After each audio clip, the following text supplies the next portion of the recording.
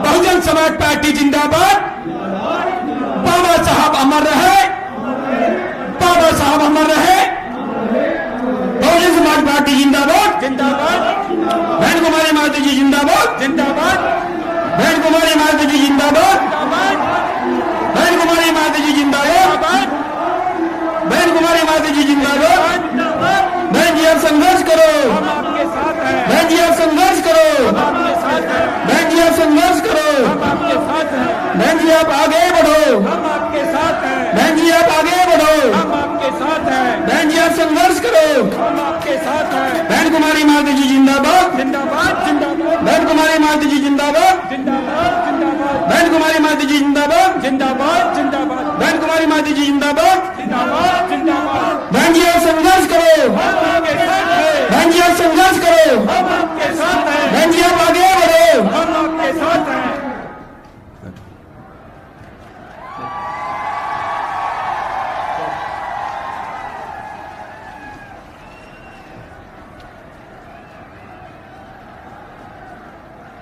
सम्मानित साथियों,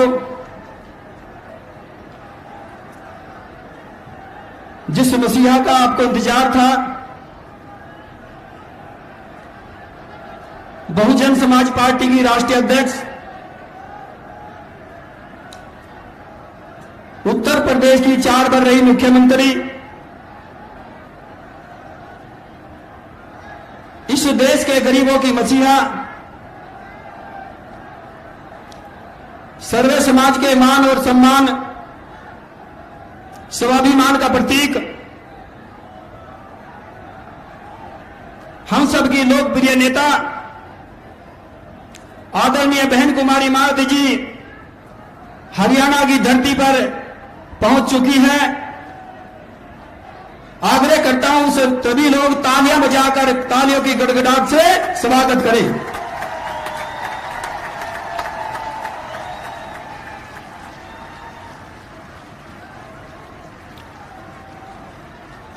अब मैं हरियाणा प्रदेश के प्रदेश अध्यक्ष भाई राजवीर सिंह सोरकी जी से आग्रह करूंगा कि आदरणीय बहन कुमारी माता जी को सोने का मुकुट भेंट करके सम्मानित करने का काम करें। सम्मानित साथियों,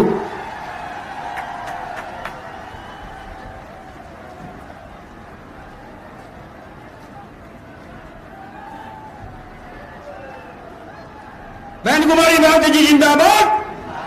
बहन कुमारी माता जी जिंदाबाद। जिंदाबाद बहन कुमारी माता जी जिंदाबाद। जिंदाबाद जिंदाबाद। अब मैं बहुजन समाज पार्टी की राष्ट्रीय अध्यक्ष, उत्तर प्रदेश की 4 बार रही मुख्यमंत्री, इस देश के गरीबों की मसीहा आदरणीय बहन कुमारी माता जी से निवेदन पूर्वक आग्रह करता हूं कि इस विशाल जनसभा को संबोधित करने का कष्ट करें। आदरणीय बहन कुमारी माता जी।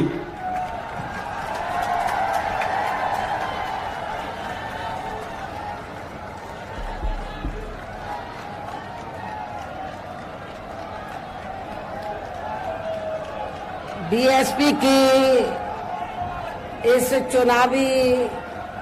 जनसभा में इकट्ठा हुए पार्टी के सभी छोटे बड़े पदाधिकारी एवं कार्यकर्तागण, आज आप लोग देश में व जहां आपके हरियाणा प्रदेश में भी लोकसभा के लिए हो रहे आम चुनाव में अपनी पार्टी के उम्मीदवारों के समर्थन में मुझे सुनने के लिए यहाँ इकट्ठा हुए हैं, तो उसके लिए मैं आप सभी लोगों का हार्दिक दिल से आभार प्रकट करती हूँ। वैसे आप लोगों को ये मालूम है कि हमारी पार्टी कांग्रेस, बीजेपी व अन्य किसी भी विरोधी पार्टी के साथ मिलकर नहीं, बल्कि अकेले ही खासकर यहाँ अपने गरीबों, मजदूरों, दलितों, आदिवासियों, पिछड़े वर्गों, मुस्लिम व अन्य अकलियतों के बलबूते पर ही ये चुनाव लड़ रही है। जो इनमें से पार्टी से जुड़े ये लोग अपनी पार्टी के उम्मीदवारों को जिताने में पूरे जी जान से लगे हैं। हालांकि आज आपके यहाँ इकट्ठा हुई भीड़, वह भीड़ के जोश को भी देखकर अब मुझे भी ये काफी हद तक भरोसा हो गया है कि इस बार आप लोग इस चुनाव में यहाँ अपने प्रदेश से अपनी पार्टी का बेहतर रिजल्ट जरूर लाएंगे। इसके लिए अब मैं आप लोगों का ध्यान कुछ जरूरी बातों की तरफ दिलाना चाहती हूँ और इस संबंध में विशेषकर मैं कांग्रेस, बीजेपी व इनके अन्य सभी सहयोगी दलों के बारे में ये कहना चाहूंगी कि आजादी के बाद शुरू में केंद्र व देश के अधिकांश राज्यों में भी ज्यादातर सत्ता यहाँ कांग्रेस पार्टी के हाथों में ही केंद्रित रही है, किंतु इनके खासकर दलित, आदिवासी व पिछड़ा वर्ग विरोधी तथा अन्य और मामलों में भी रही गलत नीतियों व गलत कार्य प्रणाली आदि की वजह से ही फिर इस पार्टी को यानी कि कांग्रेस पार्टी को केंद्र व काफी राज्यों की भी सत्ता से बाहर होना पड़ा है तथा यही स्थिति इनकी सहयोगी पार्टियों की भी बनी रही है, जिस कारण ही फिर बीएसपी को बनाने की भी जरूरत पड़ी। और अब पिछले काफी वर्षों से भारतीय जनता पार्टी व इनके सहयोगी दल केंद्र व अधिकांश राज्यों की भी सत्ता में काबिज हो गए हैं। साथ ही इनकी भी ज्यादातर जातिवादी, पूंजीवादी, संकीर्ण, सांप्रदायिक व द्वेषपूर्ण नीतियों एवं कार्य प्रणाली आदि से तथा इनकी कथनी व करनी में भी काफी अंतर होने की वजह से ऐसा लगता है कि इस बार ये पार्टी भी केंद्र की सत्ता में आसानी से वापस आने वाली नहीं है, यानी कि भारतीय जनता पार्टी भी इस बार केंद्र की सत्ता में आसानी से वापस आने वाली नहीं है, बशर्ते यदि ये चुनाव इस बार फ्री एंड फेयर होता है तथा आम चर्चा के मुताबिक वोटिंग मशीनों में भी कोई गड़बड़ी आदि नहीं की जाती है। और वैसे भी इस बार चुनाव में इनकी कोई भी पुरानी व नहीं चल रही नाटकबाजी, जुमलेबाजी व गारंटी आदि काम में आने वाली नहीं है, क्योंकि अब देश की जनता काफी हद तक इस बात को समझ चुकी है कि इनकी पार्टी ने अब तक देश के विशेषकर गरीबों, कमजोर तबकों, मध्यम वर्गीय एवं अन्य मेहनतकश लोगों को जो इन्हें अच्छे दिन दिखाने के असंख्य प्रलोभन भरे वायदे किए हैं तथा अनेकों हवाई व कागजी गारंटी भी दी हैं, तो उनका जमीनी हकीकत में अभी तक भी इन्होंने लगभग 1/4 हिस्सा भी कार्य पूरा नहीं किया है, बल्कि इसके स्थान पर इनका ज्यादातर समय व ताकत भी या इनके अपने चहेते रहे बड़े बड़े पूंजीपतियों एवं धन्ना सेठों को ही ज्यादा से ज्यादा मालामाल व धनवान आदि बनाने में तथा उन्हें हर स्तर पर छूट देने व बचाने में ही लगी रही है, जिनके अधिकांश आर्थिक सहयोग से ही ये पार्टी व अन्य पार्टियां भी अपना संगठन चलाती हैं तथा चुनाव आदि भी लड़ाती हैं, जिसका काफी कुछ खुलासा बॉन्ड की आई रिपोर्ट से भी हो जाता है। इस संदर्भ में यहाँ मैं ये कहना चाहूंगी, अभी कुछ दिन पहले तो माननीय सुप्रीम कोर्ट ने बॉन्ड के संबंध में जो रिपोर्ट दी है और जो पेपरों में खबर छपी है, तो आप लोगों को ये मालूम है कि बीएसपी को छोड़कर कांग्रेस, बीजेपी व अधिकांश अन्य विरोधी पार्टियों ने इस देश के बड़े बड़े पूंजीपतियों व धन्ना सेठों से बॉन्ड के जरिए काफी मोटी रकम ली है, जिससे ये अपना संगठन चलाते हैं, चुनाव आदि भी लड़ाते हैं। लेकिन बहुजन समाज पार्टी एक ऐसी पार्टी है जिसने 1 रुपया भी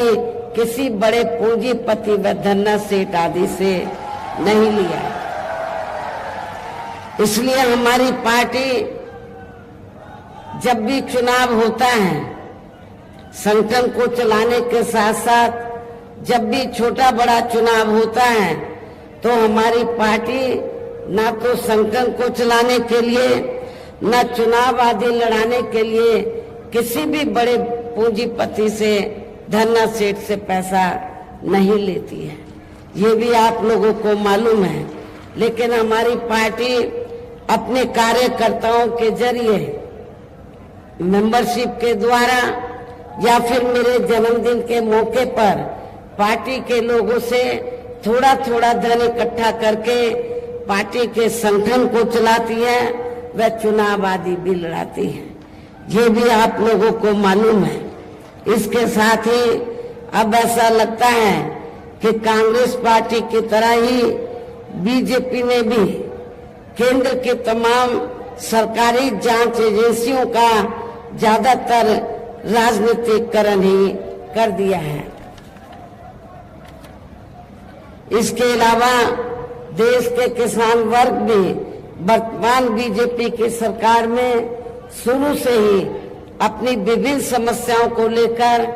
काफी ज्यादा दुखी व परेशान रहे हैं और अभी भी हैं। जबकि यूपी में 4 बार हमारी पार्टी की रही सरकार ने इनके हितों का भी, किसानों के हितों का भी हर स्तर पर विशेष ध्यान रखा है। हमने अपनी चारों हुकूमतों में किसानों को खेती करने के लिए समय से सस्ते साधन उपलब्ध कराए और उनकी फसल का भी उचित दाम हमारी पार्टी की सरकार ने उत्तर प्रदेश में दिया है। इतना ही नहीं बल्कि केंद्र में पूर्व की रही कांग्रेस सरकार की तरह ही वर्तमान भाजपा सरकार में भी इनकी जातिवादी, हीन, सांप्रदायिक एवं पूंजीवादी सोच व नीतियों के चलते ही पूरे देश में सर्व समाज में से खासकर गरीबों, दलितों, आदिवासियों, पिछड़े वर्गों, मुस्लिम एवं अन्य धार्मिक अल्पसंख्यक समाज के लोगों का भी पूर्ण रूप से विकास व उत्थान आदि नहीं हो सका है। और इस संदर्भ में वैसे आप लोगों को ये मालूम है कि पूरे देश में यहाँ दलितों, आदिवासियों एवं अन्य पिछड़े वर्गों का सरकारी नौकरियों में वर्षों से अधूरा पड़ा आरक्षण का कोटा भी अभी तक पूरा नहीं भरा गया है। विशेषकर एससी व एसटी वर्गों के सरकारी कर्मचारियों का पदोन्नति में आरक्षण तो अब काफी हद तक प्रभावहीन ही बना दिया गया है। साथ ही केंद्र व राज्यों में भी विरोधी पार्टियों की रही सरकारों में इन सभी वर्गों को प्राइवेट सेक्टर में आरक्षण दिए जाने की व्यवस्था किए बिना ही इनकी सरकारों के ज्यादातर सरकारी कार्य अब प्राइवेट सेक्टर के जरिए ही इनके बड़े बड़े पूंजीपतियों व धन्ना सेठों आदि को ही दिए जाने के कारण अब इनको पूरे देश में आरक्षण का बहुत कम ही लाभ मिल पा रहा है। इसी प्रकार इनका अन्य और मामलों में भी शोषण व उत्पीड़न आदि होना अभी तक भी बंद नहीं हुआ है। इनके साथ साथ मुस्लिम व अन्य धार्मिक अल्पसंख्यक समाज के लोगों की भी हालत हर स्तर पर काफी ज्यादा खराब व दयनीय ही बनी हुई है, जिसका काफी कुछ खुलासा सच्चर कमेटी की रिपोर्ट में भी किया गया है। इतना ही नहीं बल्कि पिछले कुछ वर्षों से केंद्र व अधिकांश राज्यों में भी बीजेपी व आरएसएस की सरकारों के चलते हुए अब इनका विकास व एवं उत्थान आदि होना भी काफी हद तक बंद सा ही हो गया है। आए दिन इन पर खासकर धर्म की आड़ में हो रही जुल्म जाति भी यह काफी ज्यादा चरम सीमा पर पहुंच चुकी है। इनके साथ साथ अपर कास्ट समाज में से विशेषकर गरीब लोगों की भी हालत हमें कोई खास अच्छी नजर नहीं आती है। इनकी गलत कृषि नीतियों के कारण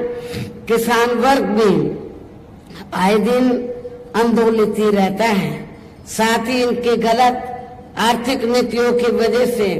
देश की अर्थव्यवस्था पर भी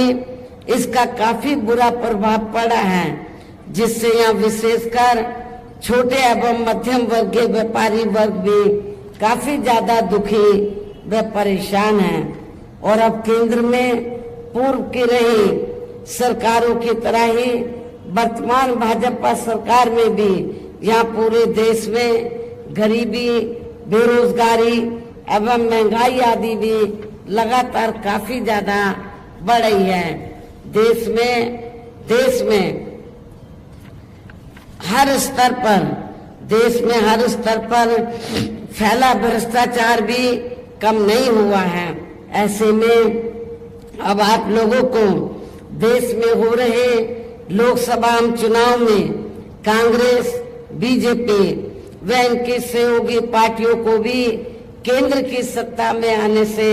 जरूर रोकना है, जिनकी गलत नीतियों व गलत कार्य प्रणाली आदि को आप लोग काफी हद तक आजमा भी चुके हैं। और अब ये विरोधी पार्टियां किस्म किस्म के साम, दाम, दंड भेद आदि अनेकों हथकंडे इस्तेमाल करके केंद्र की सत्ता में आने की पूरी कोशिश में लगे हुए हैं, जिनसे अपनी पार्टी के लोगों को हर स्तर पर काफी ज्यादा सावधान रहना है। और इस मामले में विरोधी पार्टियां अपने अपने पक्ष में हवा बनाने के लिए खासकर मीडिया, ओपिनियन पोल व सर्वे आदि का जो बड़े पैमाने पर इस्तेमाल कर रही हैं, तो उनसे भी अपनी पार्टी के लोगों को बिल्कुल भी गुमराह नहीं होना है। इसके साथ ही विरोधी पार्टियों के विभिन्न रूपों में जारी किए गए इनके हवाई व प्रलोभन भरे चुनावी घोषणा पत्रों एवं वायदों आदि के बहकावे में भी पार्टी के लोगों को कतई नहीं आना है, जिन्हें ये पार्टियां चुनाव खत्म होने के बाद ज्यादातर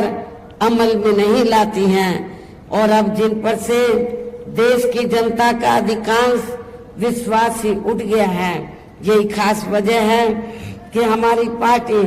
किसी भी चुनाव में अपनी पार्टी का कोई भी चुनावी घोषणा पत्र आदि जारी नहीं करती है। और वैसे भी हमारी पार्टी किसी भी मामले में कहने में बहुत कम बल्कि कार्य करके दिखाने में ही ज्यादा विश्वास रखती है। और इस बात का सबसे बड़ा सबूत यह है कि उत्तर प्रदेश में 4 बार हमारी पार्टी के नेतृत्व में रही सरकार ने चुनाव में पार्टी के बिना जारी किए गए घोषणा पत्र के ही प्रदेश में आम जनहित में काफी कुछ ऐतिहासिक कार्य करके दिखाए हैं, जिनकी अब देश में अधिकांश पार्टियों की सरकारें काफी नकल भी कर रही हैं। जबकि इस मामले में हमारी पार्टी का ये कहना है कि यदि इन पार्टियों के स्थान पर केंद्र में हमें अपनी पार्टी की सरकार बनाने का मौका मिलता है, तब फिर हमारी पार्टी की बनी सरकार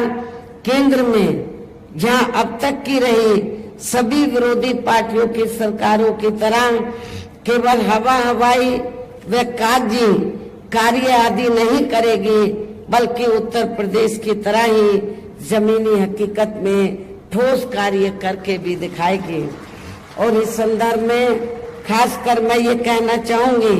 केंद्र द्वारा देश में पिछले कुछ समय से अति गरीब परिवारों को अस्थायी तौर पर फ्री में जो थोड़ी सी खाद्य सामग्री, राशन आदि दी जा रही है, तो उससे इनका स्थायी तौर पर भला होने वाला नहीं है। लेकिन आपको ये भी मालूम है, जब असेंबली का चुनाव होता है और पार्लियामेंट का भी चुनाव अब हो रहा है,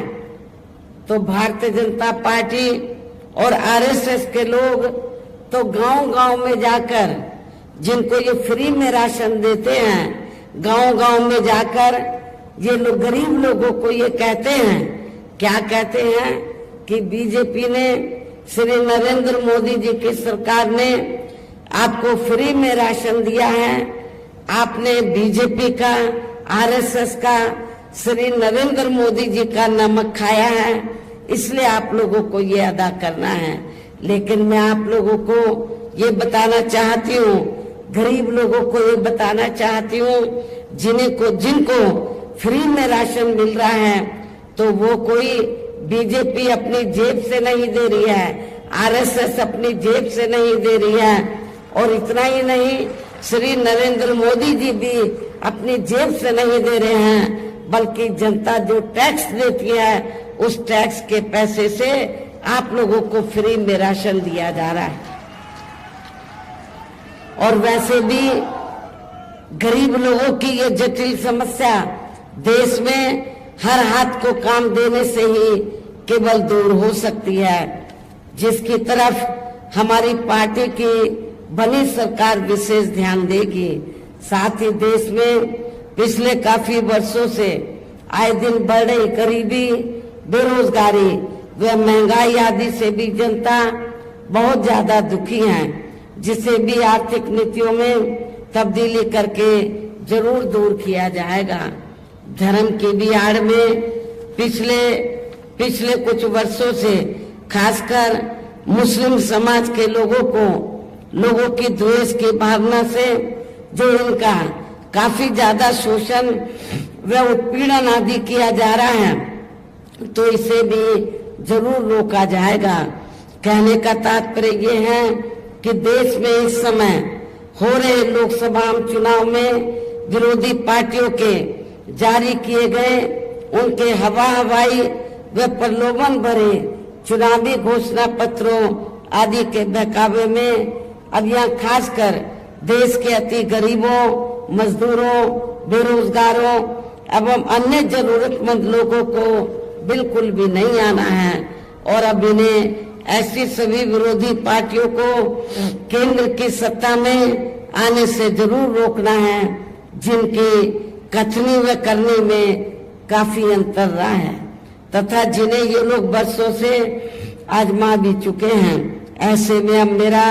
यही कहना है कि आप लोगों को अपने खुद के व अपने प्रदेश एवं देश के भी हित में अपने वोटों को यहाँ कांग्रेस, बीजेपी व अन्य विरोधी पार्टियों को न देकर केवल अपनी एकमात्र हितैषी पार्टी बहुजन समाज पार्टी को ही देना है। जो ये पार्टी उत्तर प्रदेश की तरह ही केंद्र में भी अपनी पार्टी की सरकार बनने पर फिर पूरे देश में जहां अपनी पार्टी की सर्वजन हिताय व सर्वजन सुखाय की नीतियों पर आधारित इस सरकार चलाएगी। इसके साथ केंद्र से जुड़ी आपके क्षेत्र की जो भी यहाँ स्थानीय समस्याएं होंगी तो उन्हें भी फिर दूर करने का हर संभव पूरा प्रयास किया जाएगा। साथ ही यहाँ गरीबों, मजदूरों, बेरोजगारों, कर्मचारियों, किसानों, छोटे व्यापारियों एवं अन्य मेहनतकश लोगों के हितों का भी विशेष ध्यान रखा जाएगा। सर्व समाज में से खासकर दलितों, आदिवासियों, पिछड़े वर्गों, मुस्लिम व अन्य धार्मिक अल्पसंख्यक समाज के लोगों के विकास व उत्थान के साथ साथ हर स्तर पर इनकी सुरक्षा आदि के लिए भी प्रभावी कदम उठाए जाएंगे। और तभी फिर यहाँ वास्तव में अपने देश के महान संतों, गुरुओं व महापुरुषों में भी विशेषकर महात्मा ज्योतिराव फूले, श्री छत्रपति शाहू जी महाराज, श्री नारायण गुरु, बाबा साहब डॉक्टर भीमराव अंबेडकर एवं मान्यवर श्री कांशीराम जी आदि का अधूरा रहा सपना जरूर साकार हो सकता है, जिनको यूपी में हमारी पार्टी की रही सरकार द्वारा हर स्तर पर पूरा आदर सम्मान दिया गया है। इन्हीं खास बातों के साथ ही अब मेरा पार्टी व मूवमेंट के हित में यही कहना है कि हमारी पार्टी ने आपके हरियाणा प्रदेश में जिनको भी लोकसभा के लिए चुनाव के मैदान में उतारा है, जो यहाँ आपके सामने मंच पर भी मौजूद हैं, तो उन्हें आप लोगों को जरूर कामयाब बनाना है, जिसके लिए जहाँ पार्टी के केंद्रीय व स्टेट के कोऑर्डिनेटर तथा स्टेट की पूरी कमेटी व यहाँ के अन्य सभी स्तर के छोटे बड़े पदाधिकारी एवं कार्यकर्तागण आदि पूरे जी जान से लगे हैं। और अब अंत में मेरा यही कहना है कि आप लोगों को वोट पड़ने वाले दिन यह अपनी पार्टी के सभी उम्मीदवारों को पार्टी का जो चुनाव चिन्ह हाथी है, अपनी पार्टी का जो चुनाव चिन्ह हाथी है, तो हाथी चुनाव चिन्ह के सामने वाले बटन को दबाकर इनको भारी वोटों के अंतर से जरूर कामयाब बनाना है। इस खास अपील के साथ ही अब मैं अपनी बात यही समाप्त करती हूँ। जय भीम, जय भारत।